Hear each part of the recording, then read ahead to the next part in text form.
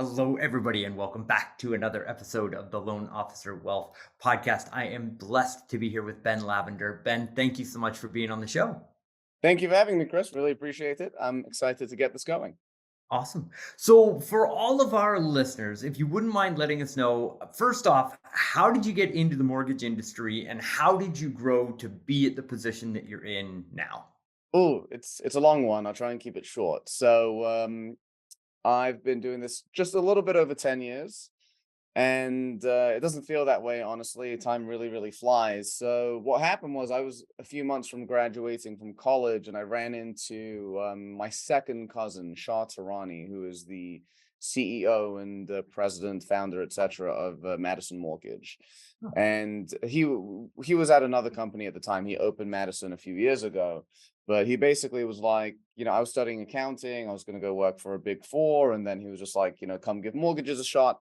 And I was really bad at it. I had zero sales acumen. I was, didn't know anything about purchasing, refis, agents, absolutely nothing. I had to learn everything from scratch, and it was a real grind. It was very, very, very challenging, but I'm glad I did it. And I basically spent, 3 4 years working under him as his loan officer that helped him with his business. I worked on the clients, helped him with some of his realtors, business development a little bit.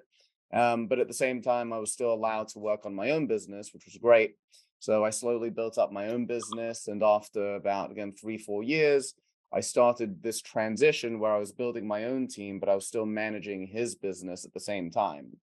And that kept going. And I think at one point, maybe 5 years ago, I had two people on my team. And I think what happened in 2015, 2016, I took a chance and spent a lot of money on learning how to generate leads on Facebook. This was again 2015. No one was doing it. I was popping leads out for 4 cents each. The whoa. problem was, yeah, it was amazing. It was amazing, and a tremendous amount too. So that was really interesting and fun to do. But I didn't like cold leads because it was just, I wouldn't say I'm lazy. I would just say it's inefficient. There's a better way, right? So, what I slowly ended up doing, and it's funny because I was against it. I was all about like, I don't want to interact with people like personally on my Facebook and my Instagram. I just want to do lead stuff. And again, then I learned that doing it through your personal is a better tool to attract people to you. You want to be the magnet or build a better mousetrap, as they say. So, what I started doing in 2018 was video marketing. And I did maybe one a week, tried to add a little bit of humor, a little bit of sarcasm in there, and also educational. Just went over, like, said to myself, what are the most common questions either my clients or my realtors ask me? And I turn them into videos anywhere from 30 seconds to 2 minutes long. This was before TikTok, where people had attention spans, unlike today. So they could do that. Now, the videos have to be under 30 seconds, and that's even considered long. So that really that blew up my career, honestly, because I was doing it before anyone else in my market was doing, like, even before agents, I was doing video, Hmm. right? And let alone loan officers, they didn't really start till COVID. So I had like a 2 year head start on everyone. And my production quadrupled from the marketing. So there's something to say about that, actually, Chris, is that you can be a great loan officer, know your guidelines, know everything, how to structure deals, even know how to sell a deal, but it doesn't really matter if people don't know who you are and people don't reach out to you, Yep. right? So that's something that I learned. And to be fair, I spent again the first half of my career really learning and mastering the business, how to structure deals and all that stuff. And that's what gave me really the confidence to go out there and market myself, because I'm just like, I know what I'm doing. You're in your best hands if you're with me. So that gave me what I needed to push. And then from there, my production went to, I think in 2019, I did 90 something units. In 2020, it was 200 something. And I don't even remember what 2021 and 2022 were, but they were obviously big years as well. So that's basically the trajectory of my career. And now I have a team of, I think there's 8 9 of us. One includes my assistant. I wouldn't even really call her an assistant. She's more of an admin and helps me with my marketing, updates agents during transactions as well. And I have more of a loan officer, a senior loan officer, if you will, that handles my clients, helps with my pipeline. This way I can do stuff like this. I could do podcasts, I can do CE, I can do video marketing. I do all this other stuff as well. So like one of the tools that I started implementing about 6 months ago is that I teach continuing education to realtors, right? I'm licensed by New York State as a real estate instructor, and I do that once a month, and it's a lot of fun. Really enjoy it. That is phenomenal. So I'm very interested in unpacking the video marketing aspect of what you do because you've got 4 or 5 years experience. There's so many people that are just coming into it now. So what are the changes that you see between the videos that you were making when you first got started to the videos that you're making now, and what's working now to generate results with consumer direct marketing through video? Yeah, I'll be candid. Is that it's I'm not as effective as I was a few years ago because the competition level is so high. Hmm. And everyone is shooting the same style of video, these short form videos where you're looking at the camera. I'm trying to find a way to make it a little bit different. But it's hard, it's hard.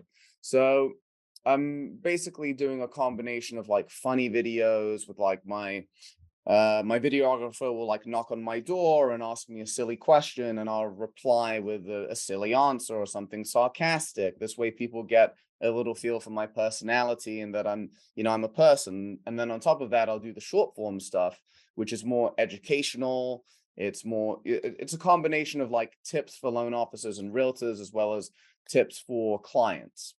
Right. So the way that I always think about it is that I want the content to be shareable for realtors. I Okay. want realtors to use my content to market to consumers. So basically, realtor comes across my video about, things that you shouldn't do. They share it or they send it to someone.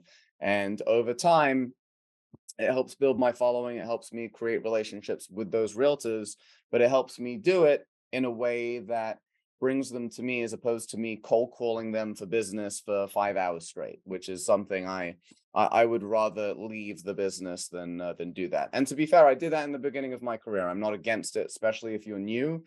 You have to go through that for sure because it builds character, it builds skill. But after a while, it's simply inefficient. Right. So at this point, it's just not something that I'm willing to do. Yep, that makes total sense. We have a program where we call realtors and set appointments for loan officers for Mm, that very reason. That it is just incredibly difficult to stay disciplined every single day to make those calls and build yeah. those relationships. Now, do you ever feature realtors in your content, or is a lot of your content just you with the realtor in mind? It's a good question. So I have a lot of realtors on our podcast. So I do Mhm. maybe 1, 2 a week, the Madison podcast. So even that, Chris, like I'm trying to get better at it. It was, I would say the first 30 episodes, 20 episodes were very boring. It's what, not like, it's funny because I was going to say like kind of what we're doing now, but it's different because this is more targeted towards a loan officer audience. So it applies. But the stuff that we do is more for the general public, right? So it was more like, when did you get into the business? What are you doing now? What's next? Blah, blah, blah, blah, blah. Now it's like I prep them. It's like it has to be somewhat entertaining. Tell us a funny story. Tell us about how your seller drove you crazy, or just something that's entertaining that shows your day to day, your skill, if you will, in the actual business. So I'm trying to improve on that. But to answer your question, I do some collaborations with realtors on video, like we'll do a reel together. This way we can, cross our audiences against each other. And also, Chris, it's just fun to do. Like I genuinely enjoy it. I had this realtor in here on Friday, and she brought her videographer. And it took us maybe 2 hours to shoot 6 videos because we were doing like skit style, right? Okay. So we Yep. had to do different locations and whatnot. So it does not feel like work. It's fun. It's so much fun. And to those listening, I know that in the beginning, video is very, very intimidating, especially if you haven't done it before. You're worried about what people are thinking about you. And if you know me, this is something that I say all the time, is that no one really cares. No one cares about you.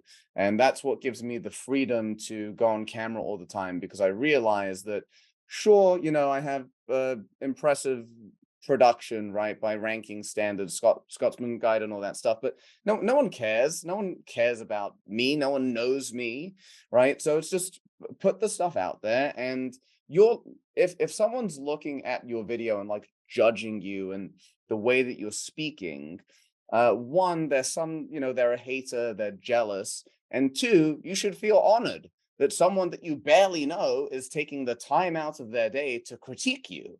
You've Yep. got their attention. You did well. So that's a great thing. That's amazing, and I could not agree with that more. So you mentioned in the very beginning making a significant investment in paid advertising, Facebook, Instagram, getting Yeah. your content out there. In going through the transition to using more of a personal style, using video in your marketing, are you taking assets that are working well and leveraging them through ads and trying to get additional exposure through advertising, or is it 100% organic? It's 100% organic. I'm trying to do paid ads, but Instagram has an issue with all of my ads, so they never get approved. Even though I'm not talking about APR, I'm not offering anything. It's just general information. So that's I've been trying to figure that out for a minute. But yeah, it's 100% organic. And the significant investment that I made wasn't necessarily on the ad spend. I mean, don't get me wrong, that did equate to quite a bit over time, but it was really the investment in the coach that I hired. I went and spent a weekend with a gentleman, and it was a group of 10 of us, and I spent anywhere from 5,000 to 10,000. I don't really remember, it was a long time ago, and just learned how to do all that stuff. And that's I did that maybe 2 years into my career, because I was like, if I'm going to call these realtors and try and get business from them, I'd rather like generate leads and have a value proposition for them.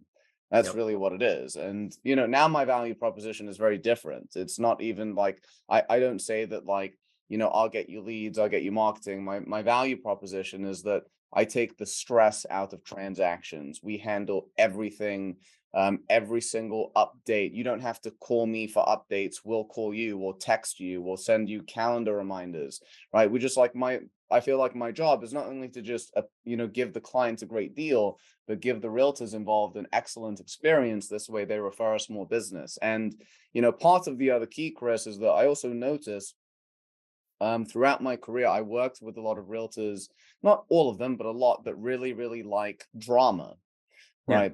They love drama. Something bad happens. And not even when I say bad, Chris, I'm talking about, I don't know, something basic, as in like the home inspector shows up like an hour late, or the Yep. appraiser shows up an hour late, and they want to make the biggest deal out of it. And the reality is that, and I say this all the time, I have no issue saying this on camera again, is that because they have so little business, they basically dramatize the little business that they do have to make them feel like they're doing a lot of business. And that's not a Yep. dig on realtors specifically. Loan officers do that all the time. I've seen loan officers on my team do that, and I snap them out of it. It's not efficient. It's just an appeasement to your own ego. So what I've been doing over time is basically filtering those realtors out, right? Is that because they occupy too much time? It's not even just the time thing. They give the buyers and the sellers themselves a worse experience when Yep. you over dramatize everything. And I get, like, some things are urgent, of course, and you need to handle it. So right now, again, my focus is on realtors who just want to close a deal smoothly and efficiently, don't like drama. I say this all the time. I put this on my Instagram stories all the time. If you are a realtor that needs a loan officer and you want drama and you want all this stuff, I'm the wrong guy for you, right? Yep. I'm the guy for you that you want it done. You know that we're reliable. You give your clients a great deal. You close quickly. That's us. Otherwise, we're not for you.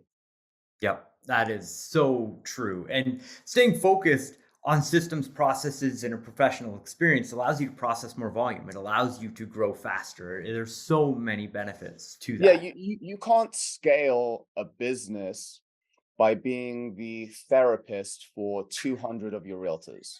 You can't do it, right? Yes. And Yep. and of course, I used to do that. That's Mhm. what I spent my first 5, 6 years of my career doing, because I thought that by doing that, it would maintain the relationship, and to an extent it did, but the ROI was too poor. And then Yeah. on top of it, I think a part of me did it was because it was my own insecurity. I didn't have a ton of business at the time. I felt like it would keep them closer to me, but again, it stopped me from obtaining more business. Yeah. So now, literally 90% of my time is focused on business generating activities or income generating activities. I'm going to networking events. I'm interacting with people on social media. I'm shooting content. I'm shooting podcasts. I'm teaching continuing education. All these things that keep you in front of more people in the business is what you have to focus on. But again, if you're a loan officer that's newer in the business, you got to build to that, right? I Yep. only started doing this stuff in the past 3 years, and I've been doing this a little over 10.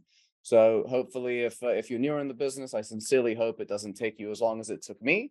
But either way, the mortgage business, I say this quite a bit, is that the mortgage business is a marathon that you're sprinting at the entire time. That is so true. Yeah, it's nonstop. It's nonstop, but it's great. It's Yeah. great that the freedom, the fun. I mean, Chris, I come to work every day and I'm so happy. It's so much fun. There's always something new. I work with great people. I love my team. I love my company. It's fun. And I think when you approach it with that funness, and of course you have to take it seriously. It's not a joke, but with a lighter atmosphere or a lighter aura, you pull people in. You become more, as Barry Habib says from MBS Highway, you become more magnetic, right? Yep. You bring people into you, and that's a way to attract business just through energy. And I don't consider myself a spiritual person by any means, but I think there's definitely some magic there.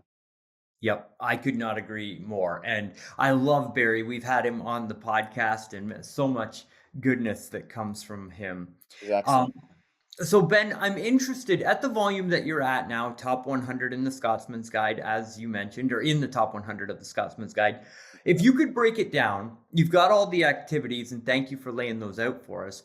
Where would you say the majority of your business comes from right now? Like, can you break it down, 25% from past clients? Where's Yeah, the yeah, percentage? I would say it. So it shifts, by the way, depending on the time of the year or depending on the year. So I would say it's one third of it is realtors, maybe a little bit more.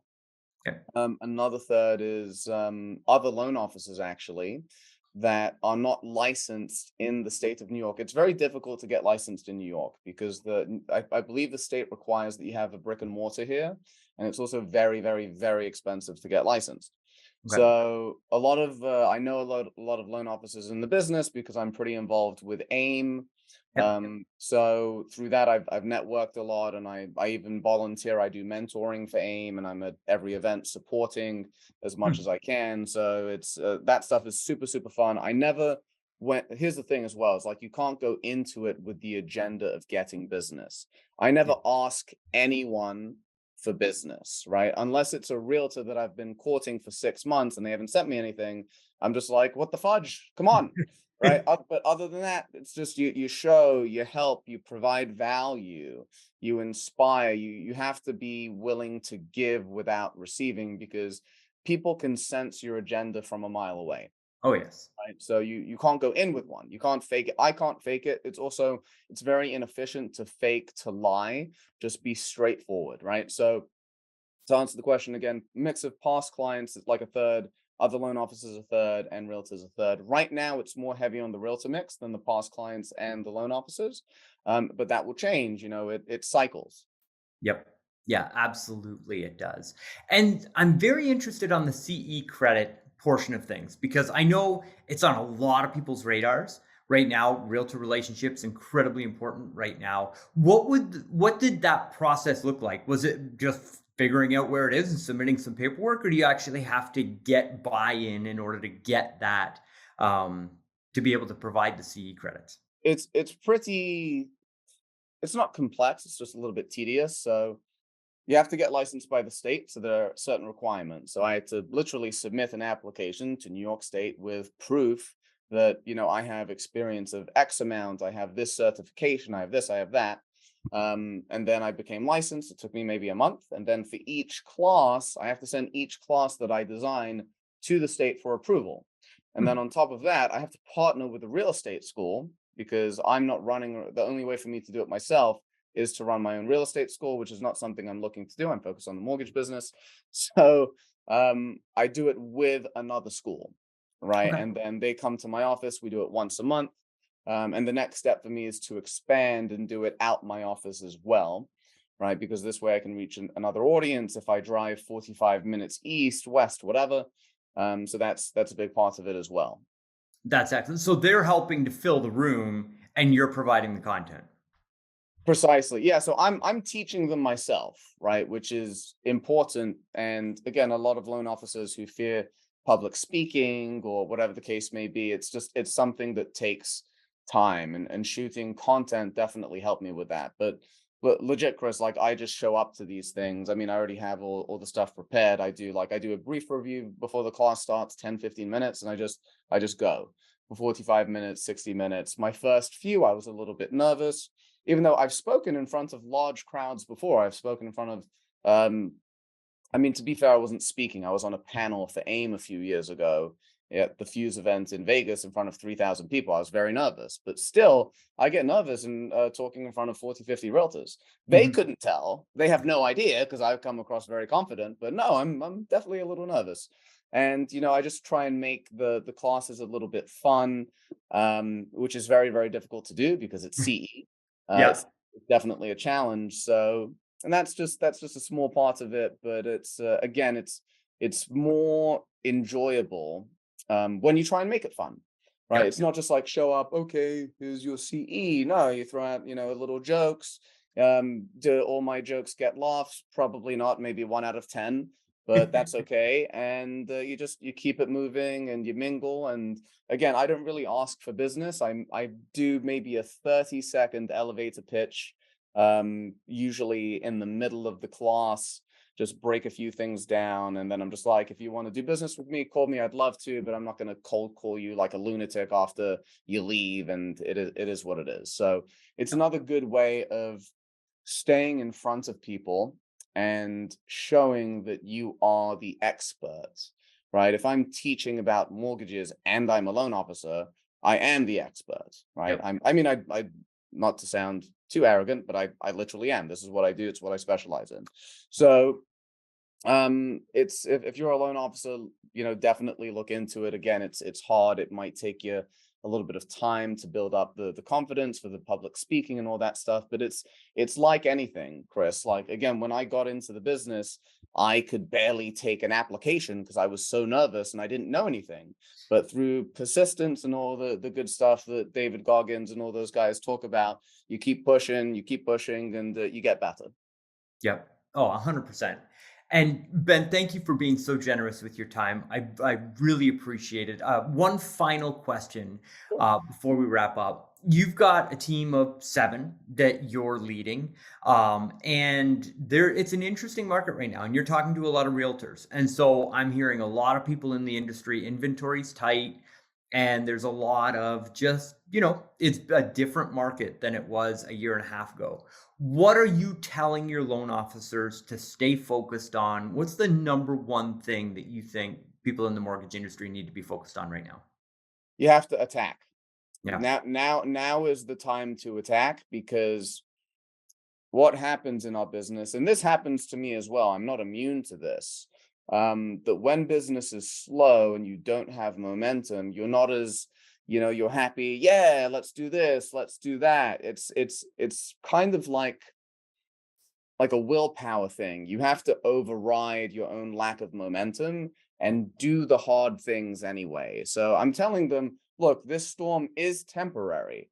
However, if you just sit there and wait for the storm to pass, guys like me who are doing all this stuff are going to take all the business when it comes back, and it will come back. So Yeah. you have to attack, you have to network, you have to do everything now. You know, lack of instant gratification. You have to be able to push that off. And if you can do that, you will be very successful. You'll have excellent relationships, and ultimately, you will make a lot of money because that is what a lot of us are here to do. That's it. Well, Ben, again, thank you for sharing your knowledge and your experience with us today. If there's loan officers listening that A, might have a deal somewhere in New York to send your way, or if they're looking to connect, how do people find out about you? Where do people go? The best place to reach me where I'm most responsive is actually Instagram. I'm more responsive on Instagram than I am on even text messages, which is B Lav MTG, BLAV MTG. Excellent. Fantastic. Well, thank you again for being on the show and congratulations on all your success. Appreciate it, Chris. Thanks for having me.